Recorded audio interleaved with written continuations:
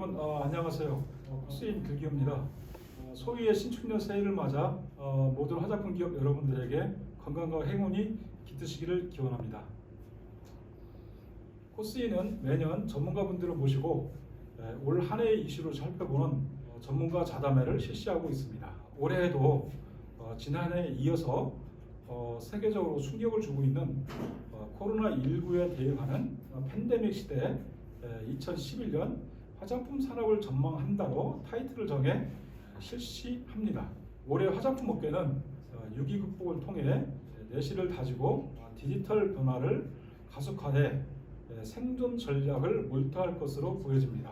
오늘 자담회는 마케팅과 상품 개발 분야, 유통 채널과 소비 패턴 분야, 연구 개발과 원료 소재 분야, 임상 시험과 안정성 분야, 용기 패키징과 부자재 분야 등을 다루게 됩니다. 오늘 자담회는 노석지 인핸스비 사장님, 김수미 코스웨이 사장님, 조한구 대한화장품학회 회장님, 이영식 올리브 패키징 사장님, 백지훈 더마프로 연구소장님 등이 참석하셨습니다. 진행은 김승중 텐데이즈 아카데미 사장님이 맡아주시겠습니다. 여러분 감사합니다. 안녕하십니까. 오늘 진행을 맡은 김승중입니다. 요즘 코로나 때문에 많이 좀 힘드시고 그런데 외출 자제로 인해서 소비가 위축됐다, 오프라인 매장이 좀 이렇게 좀 쇠퇴하거나 명동 상권에 관광객이 안 와서 좀 어렵다거나 이런 얘기도 많이 듣습니다. 이런 것들이 계속 올해도 계속될지 좀 언제 끝날지 이런 걸 좀 가늠해보고, 어차피 이렇게 된 바야 좀 환경, 소비 환경도 많이 바뀌었기 때문에 어떻게 동향이 될지 이런 것도 한번 전문가들과 함께 토론해보면서 대답해 보도록 하겠습니다. 아무래도 소비 트렌드라든가 이런 부분에 대해서 워낙 전문가시니까 한번 얘기를 들어보도록 하겠습니다. 얘기했듯이 유통 채널이라든가 소비 패턴에 많은 변화가 있었습니다. 네, 올해 어떻게 전망하시는지 네. 거기에 대해서 한번 말씀 나누시기 바라겠습니다. 네, 제가 유통 채널과 소비 패턴 변화는 이렇게 세 가지로 정리를 해봤습니다. 이제 더 이상 O2만 얘기할 수 없다. O2에서 OM으로. 그리고 소비가 이제 더 이상 purchasing, 구매에서 끝나지 않는다. 구매에서 소유로. 그리고 마지막에 우리는 그동안 랭킹 시스템이 굉장히 길들여져 있었어요. 소비자도 마찬가지고 브랜드사도 마찬가지고 이러한 랭킹 시스템이 레이블링 시스템으로 바뀌고 있다. 그리고 소비자들이 뭔가 이런 걸 요구하고 있다. 이 세 가지를 말씀드리고자 하겠습니다. 예, 요약을 잘 하셨는데 오토라든가 이제 OM으로 바뀐다는 거, 네. 구매 소유되는 거, 그다음에 레이블이 반영된다는 거, 네. 좀 생소한 느낌이 들거든요. 전에 네. 들었던 내용들하고 좀 약간 많이 바뀌었는데 다시 한번 좀 풀어서 네, 네. 하나씩 한번 들어보도록 하겠습니다. 네, 알겠습니다. 우선 처음 O2에서 OM으로 먼저 말씀드리겠습니다. O2에서 OM은 제가 이렇게 정리했습니다. 코비드19 시대의 생존의 열쇠다. OMO를 먼저 설명을 한번 드려보겠습니다. 온라인 merges with 오프라인. 네, 이렇게 이제 직역을 하자면 온라인이 오프라인을 먹어버렸다라는 얘기죠. 우리는 지금까지 온라인 시대, 오프라인 시대, 이게 공존한 시대, 그래서 옴니 채널에 대해서 얘기를 했었는데 2020년을 보면은 우리가 더 이상 온라인도 오프라인도 같이 공존할 수 없는 시대가 된 거죠. 온라인이 오프라인을 완벽하게 집어삼킨 그런 시대. 왜냐하면 우리는 어디 갈 수도 없고 모일 수도 없고 그리고 함께 뭔가 식사를 할 수도 없는 시대에 살았던 거죠. 그런 생존의 필수인 것들도 우리가 모이지 못하는데 화장품 회사를 찾아오겠냐, 화장품 매장을 찾아오겠냐, 아무도 오지 못하는 거죠. 그래서 이거는 온라인이 완벽하게 오프라인을 집어삼킨 시대인 작년이었고, 올해는 그러면 멈출 것이냐 아닌 거 다 알고 있죠. 그래서 이런 시대에 우리가 대응해야 된다. 그 말씀을 첫 번째로 드렸습니다. 예, 결국은 외출이 잘 안 되고 그러니까 이제 혼자 있는 기회도 많다 보니까 이제 개인 지향으로 해서 하고 네. 거기에 대한 쇼핑 네. 유통 형태도 이제 발전할 것 같다는 예측을 하고 있네요. 네. 다음 두 번째는 구매해서 소유를 간다는 것도 어떻게? 네, 지금 이제 두 번째는 제가 제시한 키워드 구매에서 소유로 진화했다. 우리가 지지난 연도까지 우리는 플렉스, 그 다음에 워라벨을 굉장히 많이 외쳐왔습니다. 그런데 작년에 코비드 사태로 모든 사회가 멈추고 그리고 모든 소비 그리고 모든 활동들이 멈추면서 사람들은 집에서 보고 있는 거죠. 그래서 누군가가 뭔가 소유했던 것들을 보여주고 뭔가 리뷰를 하고 그리고 내 것들을 보여줄 때 그게 저 사람 거 맞아? 라고 하는 그런 내돈내산의 열풍, 그리고 어떤 하나하나 찾아가서 하는 그런 소비들에 대한 욕구들이 이제 많이 진화가 됐었는데 이게 화장품하고는 그렇게 딱 맞아떨어지는 지점은 아니었습니다. 왜냐하면 화장품은 유명한 브랜드, 또 내가 알고 있는 브랜드 이런 것들을 직접 매장에 가서 체험해보고 경험해보고 또 컨설팅을 받아서 사는 경향이 굉장히 많았는데 최근에 등장한 뭐 그런 펀딩 사이트들, 그런 펀딩 사이트들에서는 새로운 제품들 그리고 신박한 아이템들, 뭔가 발명품들, IT 기기들이 많이 소비가 됐었는데 화장품이 이제는 시리즈로 런칭을 하고 있습니다. 그렇게 시리즈로 런칭한 제품들이 어찌 보면 이제는 내가 하나의 상품을 사는 게 아니라 화장품을 사기보다는 화장품 회사에 투자하는 그런 시대. 그래서 어느 순간 우리가 소셜에서 런칭한 제품들이 실제 시판에서 굉장히 크게 성장을 하고 SNS에서 등장한 그런 제품들이 또 시판 화장품에서 굉장히 성공을 했던 것처럼 이렇게 내가 내 돈으로 투자한, 내 돈 내투한 그런 하나의 상품이 브랜드로 성장하는 그런 시대가 도래했다. 이 말씀을 제가 짧게 구매해서 화장품이 하나의 상품의 구매에서 화장품 회사의 소유로 진화를 했다라고 정리를 했습니다. 예. 저도 뭐 최근에 외국에 듣다 보면은 이제 그런 개성 강조에 따른 브랜드들이 이제 그 인디 브랜드라고 해서 이제 나온 네. 건데 아마 그런 얘기를 하시는 것 같은데 좀 유통도 이제 좀 막 개인 강조한 그 네. 개인 취향의 브랜드들이 나온다 그래서 외국에서는 그 D2C 네네. 다이렉트 컨슈머라고 네. 해서 이제 소비자한테 직접 하고 그다음에 스타트업 기업들이 이제 인디 브랜드 만들어서 대기업으로도 이렇게 이제 M&A 되는 이런 것도 많이 보거든요. 아마 우리나라도 이제 그런 시대가 올 것 같은 느낌으로 말씀드리셨는데 맞나요? 네, 그것도 맞고 그거는 이제 우리가 이미 인디 브랜드들을 많이 알고 있고 또 인디 브랜드들을 많이 구매를 하고 있는데 조금 더 다른 차원에서 실제 소셜에서 내가 내 돈으로 투자한 회사들이 또 성장하는 그런 부분이 또 새롭게 대두되고 있지 않나 이런 흐름도 같이 우리가 경향을 보고 있으면 좋을 거라는 생각을 합니다. 네, 뭐 지금 크라우드 펀딩 같은 건 이제 네. 말씀드린 것 같은데 뭐 요즘은 사실 기업 통해서 하는 것보다 외국에서는 또 직접 소비자들이 참여하는 맞습니다. 펀딩에 참여하는 경우도 네, 있는 것 같더라고요. 네, 아마 맞습니다. 그런 쪽에 우리나라도 네. 경향이 나타날 것 같다고 좀 생각하고 있습니다. 네. 그 세 번째 그 또 말씀드린 게 있죠. 뭐. 제가 랭킹 뷰티에서 레이블링 뷰티다 아, 예, 이렇게 아, 말씀을 드렸는데 예. 네, 그 말씀을 드리도록 하겠습니다. 우리가 너무 잘 알고 있어요. 뭐 화해, 글로피 아니면은 올리브영 어워즈 이런 부분들이 소비자들이 직접 매장에 가서 하나하나 내가 리뷰를 기억하면서 이거 꼭 사봐야지 하면서 가서 보고 선택을 하고 이건 나하고 안 맞는데 이럴 수가 있는 시대에 살았었는데 이제는 이러한 리뷰 시스템이 더 이상 통하지가 않는 시대를 우리가 1년간 살았습니다.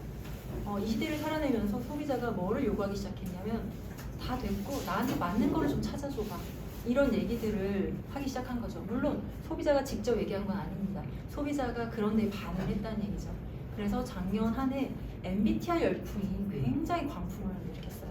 그 전에는 퍼스널 컬러 진단 이런 시스템들이 화장품을 좋아하는 사람들한테 굉장히 영향을 미쳤지만 작년엔 전 국민적으로 MBTI 열풍이 일었죠. 또 SBTI 해서 좋아하는 스낵 찾기 이런 열풍도 일으켰었는데 보통 이렇게 뭔가 광풍이 일 때 다른 쪽에서 화장품 산업하고 다른 영역에서 화장품 얘기하는 경우가 많이 있는데 꽃말 MBTI 같은 경우에는 알고 보니 화장품 브랜드가 본인들 브랜드를 통해서 하는 여러 가지 것들을 만들기 위해서 꽃말 MBTI를 만들었었는데 저는 이걸 화장품 회사에 하는 사례로 든 게 아니라 제가 아는 지인분들께서 이 꽃말 MBTI 해봐 보내줬었거든요. 알고 봤더니 이제 화장품 브랜드사가 만들었던 그리고 펀딩이 그때 뭐 1억을 했다. 그래서 놀러 왔는데 제가 오늘 이걸 준비하기 전에 잠깐 들어서 보니까 14억 펀딩이 이루어졌던 그런 부분들이 있어서 정말 놀랄 만큼 소비자들이 반응을 하는데 그 반응의 이유는 내가 보고 공감하고 공유를 하기 때문이죠. 그래서 이러한 부분들이 그동안은 작게 어떤 아로마나 캔들이나 향수나 또 퍼스널 컬러나 이런 데서 공유가 됐었는데 산업적인 측면에서 화장품 산업적인 측면에서 조금 더 검토를 해봐야 될 필요가 있다는 생각을 하게 되었습니다. 네, 감사합니다. 레이블 뷰티 뭐 저도 생소한데 뭐 네. 아무튼 뭐 기대해 보겠습니다. 네. 그 마지막으로 한번 또 이렇게 정리됐다는 그 한다면 앞으로 동향이 어떻게 될지 한번 짤막하게 요약을 해서 한번 마무리 짓도록 하겠습니다. 네, 앞에 말씀드린 세 가지를 한마디로 요약을 한다면 코비드 뷰티라고 얘기할 수 있을 것 같은데 이 코비드 뷰티에는 클린 뷰티와 레이블링 뷰티의 전략을 가지고 살아남아야 될 것 같습니다. 2020년은 우리가 코로나가 생겼을 때 3개월이 갈 거야, 6개월이 갈 거야 그래서 1년까지 갈지 몰랐어요. 그런데 올해는 이게 언제 끝날지 모른다는 사실만큼은 누구나 다 알고 있습니다. 그리고 작년에는 갑자기 저희가 직격탄을 맞았는데 우리가 미리 예측할 수 없었고, 그런데 이제는 올해는 어떻게 살아갈지는 알고 있습니다. 그래서 작년에 발휘하지 못했던 그러한 성견지명을 올해는 후견지명으로라도 좀 늦지 않게 꼭 발휘를 해서 코비드 뷰티와 관련된 그런 부분들을 각 사회 전략으로 또 소비자가 어떻게 움직이는지 레이빌링 뷰티 이런 것들을 주목하면서 그냥 생존이 아니라 성장을 할 수 있는 K뷰티가 더 살아나는 그런 기회로 삼을 수 있으면 좋겠다는 생각으로 이상 마치겠습니다. 예, 감사합니다.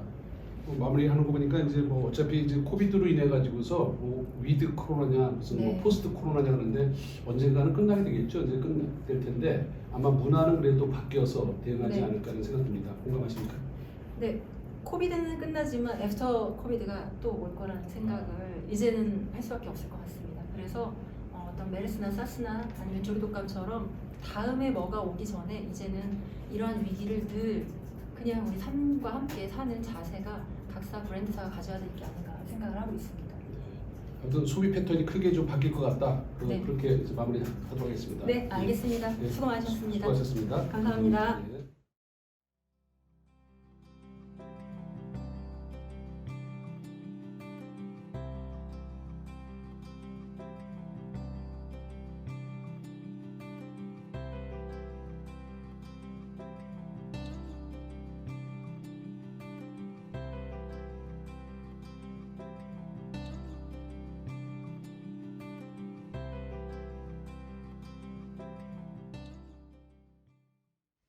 자, 이번 시간에는 그 화장품 마케팅과 상품 개발 동향에 대해서 살펴보도록 하겠습니다.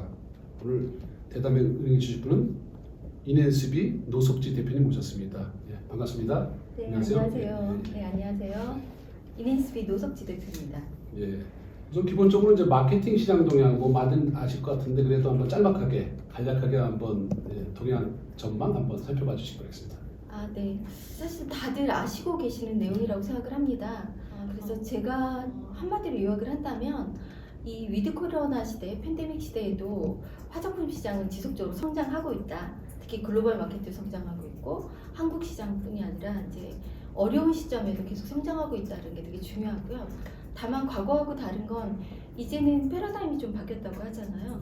과거 화장품 시장들이 글로벌 시장들이 메가 브랜드를 중심으로 움직였던 것들이 이제는 더 세그먼트가 나눠져서 국가별, 유통별, 소비자별, 심지어는 유형별로까지 그렇게 해서 아주 작은 시장들로 거기에 대응하는 작은 상품으로 나눠지고 있고요. 그렇지만 이제는 이 온라인을 기반으로 한 글로벌 시장이 하나로 묶여가기 때문에 되게 니치 마켓이라고 얘기했던 그런 시장들이 이제는 어쩌면 글로벌 베이스로는 더 커진 그런 영역을 보여주고 있는 것 같습니다. 아 예.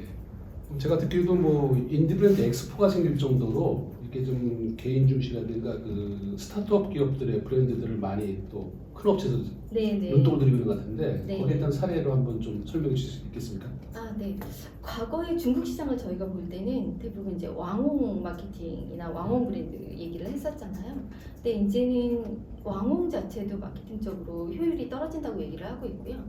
되게 소왕홍까지 가 있고 한국은 약간 인플루언서 브랜드들이 지금 엄청나게 급성장하고 있는 시대고 동남아는 약간 일부 셀럽 브랜드라고 얘기하기도 하고 해서 어떻게 보면 이제는 소비자가 인플루언서 역할을 하면서 소비자가 되는 그런 세대까지 좀 진화하고 있는 것 같습니다. 아 예. 뭐 마케팅 시장 동향은 뭐 다들 많이 아시니까 여기 네. 간략하게 끝내는 거고요. 네. 아무래도 뭐 우리도 이제 상품 개발을 직접 하시고 있으니까 네. 뭐 국내적인 상품 동향이라든가 해외적인 상품 동향이 좀 약간 다를 것 같습니다. 네. 거기에 대해서 한번 그 전반적으로 한번 설명해 주시기 부탁드리겠습니다. 상품, 화장품, 상품 브랜드를 보면 항상 전통적으로 큰 흐름이 있었습니다. 두 가지 영역인데 하나는 아주 기능성의 하이테크놀로지를 가진 고기능성 시장이 존재하고 있었고요.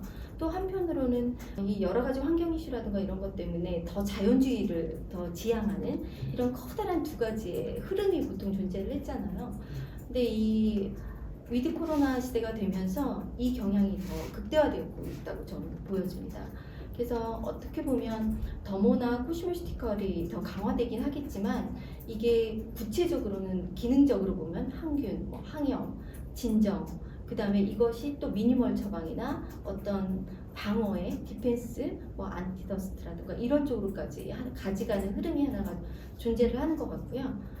또 하나는 자연주의가 또다시 진화하면서 약간 개인의 라이프 스타일을 반영한 웰리스한 개념의 그런 또 지속 가능한 환경과 자연과 인간의 라이프를 중심으로 하는 새로운 자연주의 흐름, 이 두 가지 경향으로 크게 움직일 것 같습니다. 아, 예. 뭐 더마 화장품에는 코스메티카를 많이들 알고 있을 것 같고요.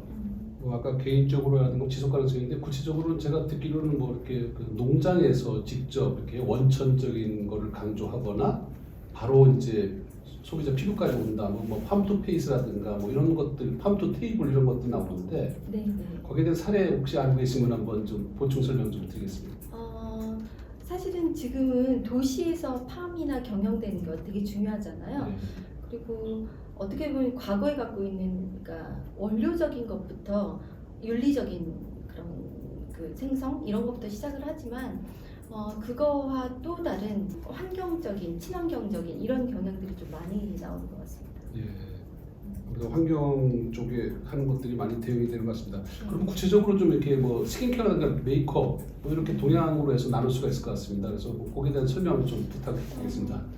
좀 구체적으로 얘기를 하면 이게 안전과 건강은 지금 베이스로 깔리게 되잖아요. 그래서 과거의 그 기능적인 어떤 물질 이런 것보다 오히려 안전하게 처방된 스킨케어들, 그래서 오히려 그 처방 숫자의 그 원료 숫자를 훨씬 더 줄인다던가 이런 크림 뷰티의 개념 같은 것도 어떤 하나의 그런 경향이라고 보여지기도 하고요. 그 과거에는 크림 뷰티가 뭐 세프라나 이런 유통에서 자기 나름대로의 원칙을 가지고 크림 뷰티 원칙이나 철학을 가지고 있었거든요. 근데 이게 소비자端까지 되게 일반화되면서 그런 경향이 좀 보여지는 것 같습니다. 또 만약에 이거를 구체적으로 색조 제품에 적용을 한다면 색조 화장품 같은 경우에는 마스크를 착용하면서부터 이렇게 안 쓰게 되잖아요. 베이스 메이크업이나 이런 것들 거의 사용하지 않게 되고 초기에는 이제 아이 메이크업에 집중하고 이렇게 했는데 최근에 나오는 제품의 경향은 그런 베이스 메이크업 파운데이션조차도 처방 베이스 자체가 진정, 수딩 이런 포뮬러를 베이스에 깔고 시작하는 그런 베이스로까지 진화가 되고 있습니다. 색조 화장품 말씀드렸는데 제가 최근에 어떤 뉴스를 보니까 그 일본 같은 데서는 이제 색조 쪽에 그 강조하다 보니까 이제 아이 메이크업도 이 얘기들 많이 되지만은 뭐 네일 컬러까지도 이렇게 손톱으로도 이제 그 미용 효과를 발휘하는 걸 들었습니다. 그래서 그 구체적으로 그런 것들 그 어떤 활동이 있는 건지 한번 네일이나 이런 쪽까지 확장하는 건 물론 있고요. 근데 이제 대부분이 과거보다는 훨씬 더 홈케어적인 어떤 집에서 혼자 스타일링할 수 있거나 셀프 뷰티를 할 수 있는 쪽으로까지 확장이 되는 것 같습니다. 그렇게 되고 있고 초기에는 이 코로나 시대 초기 마스크를 착용했던 초기에는 화장이 특히 색조 화장품의 사용률이 되게 떨어진다고 생각을 했었습니다. 근데 이게 시간이 지나면서 어느 정도는 조금 회복되어지는 게 베이스 메이크업 쪽은 아까 말씀드린 것처럼 어떤 기능적인 어떤 진정, 수딩 그 다음에 트러블에 대한 대응을 할 수 있는 처방 자체, 그러니까 기본적으로 처방하지 할 때 들어가는 성분 자체가 이런 효과를 가진 성분을 원물을 쓴다던가 이런 게 있고요. 색조 같은 경우에는 다시 이제 저희는 다시 붐이 일어날 거라고 생각을 하는데 그 이유가 메이크업 트렌드가 색조 트렌드가 약간 레트로적인 걸 반영하거나 교수님 눈누난나 같은 거 아시죠? 예, 그러거나 그 박나래가 나와서 이렇게 세 명이서 하는 여러 가지 현상들을 이렇게 보면 메이크업 자체가 되게 심플하고 간단한데 되게 화려하게 그러니까 효과를 과장되게 보는 쪽으로 많이 흘러가고 있습니다. 그래서 그런 것들을 보면 다시 새로운 형태의 메이크업 트렌드가 재현되고 있다고 보여집니다. 구체적으로는 그냥 그 포인트 메이크업이 좀 활성화된다고 이렇게 보면 되겠죠? 네, 다시 회복될 거라고 저희는 봅니다. 혹시 뭐 저 스킨케어 색조 말고도 다른 어떤 헤어케어라든가 바디케어 쪽의 동향은 또 어떻게 좀 요약해 드릴 수 있을까요? 헤어케어 쪽하고 바디케어는 스킨케어의 클렌징 시장이 성장하는 것만큼 저희가 이제 스킨케어를 딱 봤을 때 성장하는 시장은 딱 나와 있잖아요. 크림류나 에센스 같은 좀 기능성 특화 제품, 그 다음에 바디케어, 헤어케어가 급성장으로 나오고 있는데요. 바디케어나 이런 거는 아까 하나의 마케팅 트렌드에서 계속 언급되고 있던 웰니스의 어떤 개념 이런 것에서 혼자서 몸을 건강하고 아름답게 하는 그런 쪽으로 바디케어 시장이 좀 더 커지고 있고요. 헤어케어는 요즘에 사실은 그 헤어 컬러링 시장도 상당히 많이 강화되고 있거든요. 그래서 과거에 좀 약간 자극적이었고 약간 피부 트러블이나 이슈가 많았던 화학적인 염색 시장이나 이런 컬러링 시장에서 좀 자연적인 어떤 원료를 활용한 이런 염색제 시장 이런 것도 되게 많이 커지고 있다고 보여집니다. 예. 부가적으로 향료 시장은 어떻게 생각하십니까? 어, 향수라든가. 향수하고 향료 시장은 크게 보면 일단 1차적으로는 약간 디퓨저라던가 이런 쪽의 시장이 많이 커지고 있다고 보여지고요. 향수나 향료 시장도 꼭 위드 코로나뿐만이 아니라도 지속적으로 되게 성장하고 있는 시장이었거든요. 그래서 그거는 지속적으로 커질 거라고 보여집니다. 아무래도 뭐 제가 보기에도 이제 여러 분야를 이렇게 다루다 보니까 아무래도 우리나라가 이제 스킨케어 기초 네네. 중심으로 하다 보니까 이제 세계적인 글로벌 시장에는 상품 개발이 좀 약간 안 되는 거로 이렇게 알고 있는데 가장 혹시가 약한 부분은 어느 부분으로 보시겠습니까? 사실은 한국의 K-뷰티라는 것 자체가 제대로 자리를 잡아서 전 세계의 시장을 좀 주도권을 갖고 리드하기 전에 약간 이런 뭐랄까 이 열기가 좀 빠진 듯한 그런 상황이 좀 있었습니다. 이렇게 중국 시장이라던가 일본 시장이라던가 이 어려운 시장에서도 그래도 아직 K-뷰티의 어떤 여러 가지 로망 이런 것들이 아직 존재하고 있다고 생각을 합니다. 그래서 스킨케어 쪽으로는 우리가 갖고 있는 그 되게 특이한 제형의 독특한 제품과 트렌드에 아주 빨리 대응할 수 있는 라이프 사이클을 바꿀 때마다 거기 맞는 새로운 유형의 제품들이 항상 먼저 제한되는 게 한국 시장이거든요. 그래서 한국 화장품이 그렇고요. 색조나 이런 쪽은 여러 가지로 아직도 그 K-엔터라던가 그런 문화적인 요인을 바탕으로 아직도 포텐셜이 있다고 보여집니다. 네. 결국에 이제 뭐 스킨케어는 잘하고 있는데 이제 메이크업이라든가 포인트 메이크업은 좀 우리가 성장하고 키워야 될 분야로 이렇게 생각하면 되겠습니까? 네, 그래서 그것의 하나의 대안으로 요즘에 많이 나오고 있는 게 약간 작은 색의 인플루언서 브랜드 같은 것들이 좀 많이 제한되고 있다고 생각을 합니다.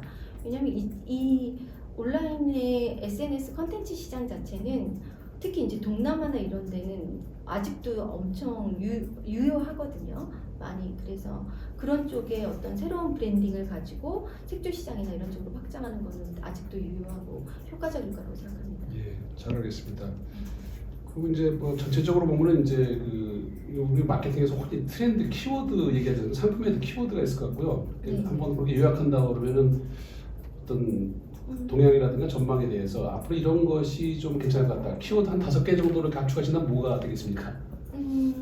첫 번째는 어쨌든 그 크림 뷰티 개념이 조금 많이 들어갔고 에코 프렌들리한 개념들, 그 다음에 약간 리사이클링이 가능한 그런 것들이고, 네 번째는 타겟으로 보면 아마 계속적으로 이렇게 나왔을 겁니다. 새로운 그 주요 소비층인 MZ 세대에 대한 이슈가 좀 있을 것 같고요. 그리고 마지막으로 좀 꼽는다면 이제는 그 지구 환경이나 이런 것들이 인류의 생존 문제랑 걸려 있잖아요. 그래서 뷰티도 그런 어떤 그 코로나 이후의 환경과 지구와 인류와 뷰티가 보편적으로 하나의 가치로 좀 통합되는 그런 것들의 브랜드 철학이 좀 있어야 되지 않을까. 뭐 지속 성장 가능성, 서스테이너빌리티라든가 뭐 이런 부분에 대해서 말씀드린 것 같습니다. 네. 혹시 그 추가적으로 그 맞춤형 화장품은 어떻게 된다고 전망하십니까?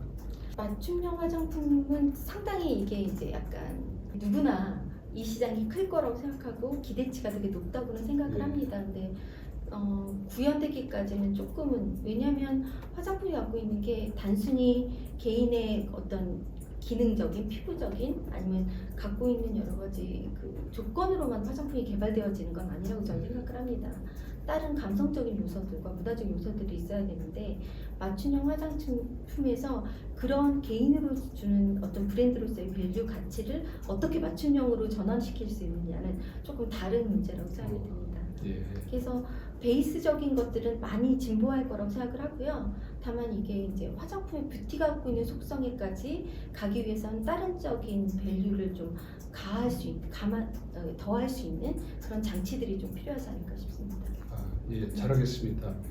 오늘 좀 설명 마케팅 상품 개발 동향 잘 설명 들었습니다. 예, 감사합니다. 수고하셨습니다. 네, 감사합니다.